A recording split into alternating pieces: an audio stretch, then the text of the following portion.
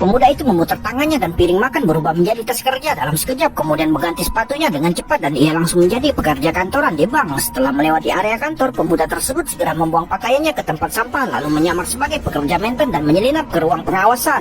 Saat pegawai tidak memperhatikan, ia dengan cepat memfotonya. Tak disangka pemuda itu menggunakan nama pegawai itu untuk memanggil penjaga. Pegawai mencoba menghentikan pemuda itu, tapi diam-diam ia menepuk tangannya. Ketika penjaga tiba, mereka segera mengetahui bahwa ia memakai rencana penyakit mental dan ia dibawa keluar sebelum pegawai dapat menjelaskan. Pemuda itu dengan cepat menanam virus di server, mengambil kesempatan untuk meretas sistem pemantauan bank dan meminta kaki tangannya untuk mengalihkan monitor ke mode perekaman. Setelah semuanya siap, rekan satu tim wanita di lobi meminta rekannya untuk mengambil jepit rambut dan menggulungnya di bawah host komputer. Kemudian ia menggunakan jepit rambut untuk membuka sekrup di sekitarnya. Setelah melepas penutup kaca, sebuah chip bernilai puluhan juta juga diambil.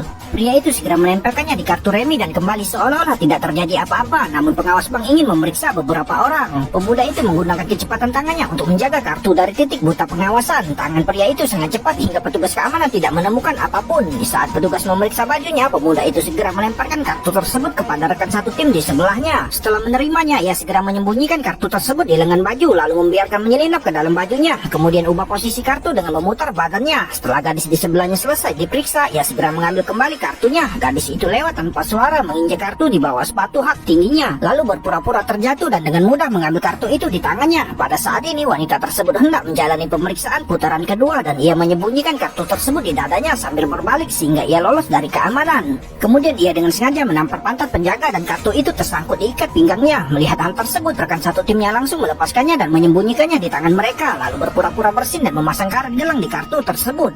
Rekan satu timnya diam-diam menarik karet gelang itu di tangannya. Dengan cara ini, setelah kartu itu berjalan beberapa saat, kartu itu kembali ke tangan pemuda itu lagi. Namun hal tersebut kebetulan dilihat oleh seorang penjaga yang segera membawa pemuda tersebut ke samping. Yang aneh adalah pemuda itu tidak memiliki kartu apapun di tangannya. Namun tak seorang pun dari mereka memperhatikan bahwa warna pakaian pemuda itu benar-benar menyatu dengan kartunya.